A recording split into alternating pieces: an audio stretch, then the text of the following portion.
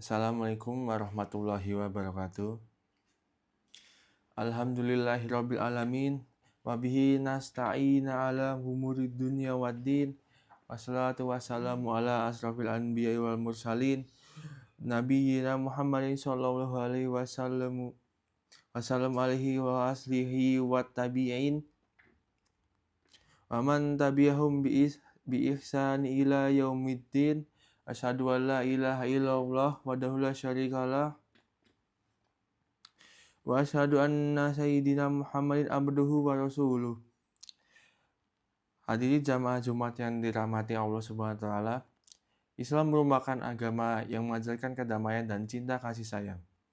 Kata Islam sendiri berasal dari kata aslama yang berarti menyerahkan diri kepada Allah Subhanahu wa taala. Seorang muslim adalah orang yang menyerahkan diri kepada Allah Subhanahu wa taala dan mematuhi segala perintah dan larangannya. Salah satu ajaran utama Islam adalah rahmatan lil alamin, yang berarti rahmat bagi seluruh alam.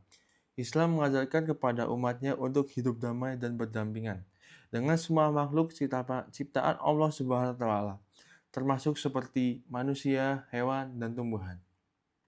Al-Quran dan hadis Nabi Muhammad SAW banyak mengajarkan tentang kedamaian. Misalnya, dalam Al-Quran disebutkan dalam Quran Surat Al-Anfal ayat 61 yang berbunyi wa in janahu lis-salmi fajanah laha wa tawakkal 'alallah innahu was-sami'ul alim, yang artinya, akan tetapi jika mereka condong pada perdamaian, condonglah engkau Nabi Muhammad padanya dan bertakwalah kepada Allah. Sesungguhnya hanya Dialah yang Maha mendengar lagi Maha mengetahui. Hadirin jamaah yang dirahmati Allah, menurut Buya Hamka dalam kitab Tafsir Al-Azhar, pangkal ayat ini menjadi bukti bahwa perang bukanlah tujuan. Kalau musuh cenderung kepada perdamaian, artinya ada kelihatan tanda-tanda atau bukti bahwa musuh itu lebih suka kepada perdamaian. Hendaklah di dalam kesiapsiagaan dan kewaspadaan yang tinggi, gitu kita menempuh jalan yang damai. Jalan-jalan menuju damai itu hendaklah dilapangkan, yaitu damai tidak akan merugikan atau menjatuhkan muruah Islam. Ayat ini menunjukkan bahwa Islam adalah agama rahmatan lil alamin, yaitu agama yang membawa rahmat dan kasih sayang bagi seluruh umat manusia. Oleh karena itu, umat muslim harus menyebarkan kedamaian dan kasih sayang kepada seluruh umat manusia, tanpa memandang agama, ras, dan suku. Pada sisi lain, perdamaian adalah inti dari ajaran Islam. Islam adalah agama yang mengajarkan cinta kasih sayang dan toleransi. Islam juga mengajarkan untuk menghindari kekerasan dan permusuhan. Seperti pada ayat di bawah ini, wa ini imratun qafat min baliha nusyuzan aw i'radan fala junaha 'alaiha ma an yusliha bainahuma sulha wasulhu khair wa uhdiratil unfusu wa in tuhsinu wattaqullah wa in tuhsinu wattattaqu wa innallaha kana bima ta'maluna khabira, yang artinya, jika seorang perempuan khawatir suaminya akan nusyuz atau bersikap tidak acuh, keduanya dapat mengadakan perdamaian yang sebenarnya. Perdamaian itu lebih baik bagi mereka, walaupun manusia itu menurut tabiatnya kikir. Jika kamu berbuat kebaikan dan melihara dirimu dari nusyuz dan sikap tidak acuh, sesungguhnya Allah Maha teliti terhadap apa yang kamu kerjakan. Quran Surat Al-Anfal ayat 118. Para hadirin jamaah yang dirahmati Allah, dari ayat ini terlihat bahwa perdamaian dalam Islam merupakan sesuatu yang dianjurkan. Islam adalah agama yang cinta damai, dan ajarannya mendorong umatnya untuk senantiasa hidup dalam kedamaian dan harmoni. Lebih lanjut, perdamaian ini tidak hanya ditekankan dalam hubungan antar sesama muslim, tetapi juga dalam hubungan antar umat beragama dan antar bangsa. Sejatinya Islam mengajarkan umatnya untuk mengutamakan perdamaian dalam menyelesaikan konflik. Jika terjadi konflik, umat Islam diajarkan untuk berusaha menyelesaikan secara damai melalui dialog dan negosiasi. Kekerasan hanya boleh dilakukan sebagai upaya terakhir ketika semua upaya damai telah gagal. Lebih jauh, Islam juga mengajarkan umatnya untuk menghormati hak asasi manusia, termasuk hak orang-orang yang berbeda agama atau keyakinan.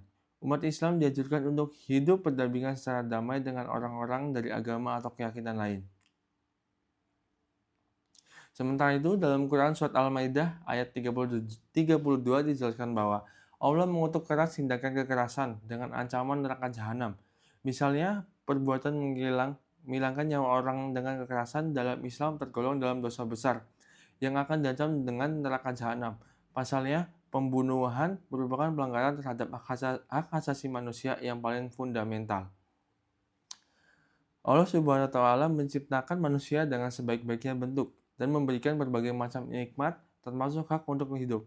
Oleh karena itu, membunuh manusia adalah perbuatan yang tidak menghargai ciptaan Allah Subhanahu wa Ta'ala dan melanggar hak asasi manusia. Menurut Ibnu Jarir dalam kitab Tafsir Jami' al-Bayan dalam halaman 232 bahwa kekerasan dalam Islam merupakan perbuatan yang terlarang. Jika seseorang membunuh satu jiwa yang diharamkan dengan menggunakan kekerasan, maka sama saja dia telah membunuh semua manusia yang kelak akan diganjar dengan neraka jahanam. Dalam konteks kehidupan modern, ayat tersebut dapat menjadi pedoman bagi kita untuk menghindari segala bentuk kekerasan, baik kekerasan fisik maupun kekerasan verbal. Kita harus senantiasa menjaga kehidupan manusia dan menghargai hak asasi manusia. Kita juga harus menjauhi segala hal yang dapat menimbulkan konflik dan kekerasan.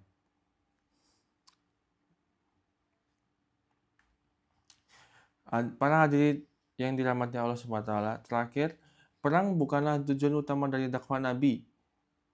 Dakwah Islam lebih diutamakan untuk dilakukan dengan acara damai, dengan mengemukakan argumen dan dalil-dalil agama Islam.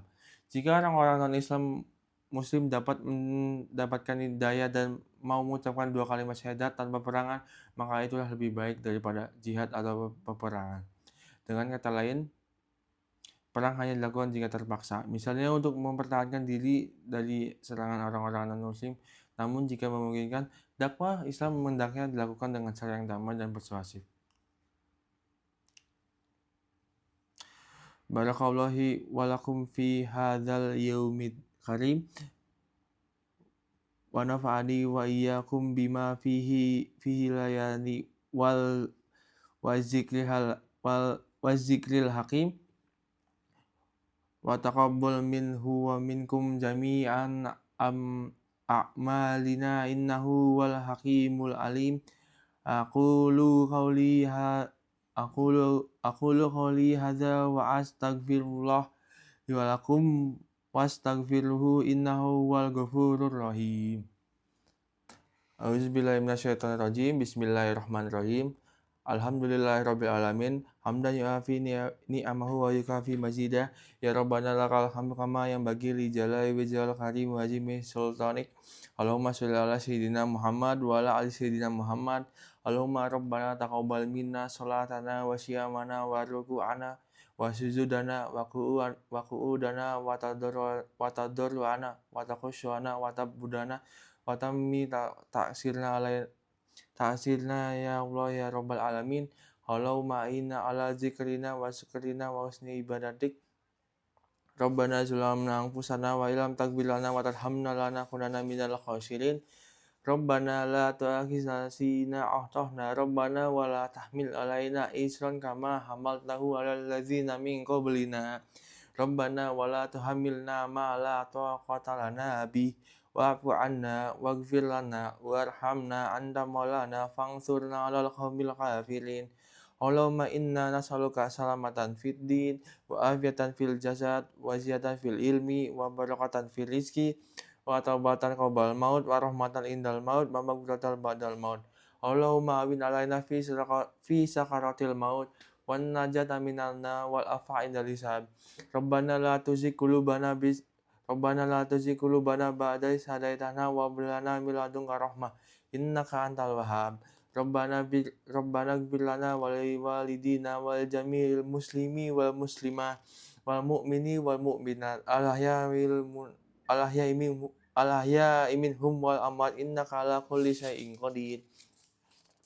Rabbana hab lana min azwajina wa zurriyyatina qurrata a'yuni waj'alna lil muttaqina imaman. Rabbana atina fid dunya hasanah wa fil akhirati hasanah wa qina azabannar. Allahumma ighfir lana dzunubana wa kaffir anna sayyi'atina wa tawaffana ma'al abrar. Rabbi ij'alni muqimas sholati wa mimma dzurriyyati. Rabbana wa taqabbal du'a wa dakhilnal jannata ma'al abrar. Ya Aziz ya Ghaffar ya Rabbal alamin.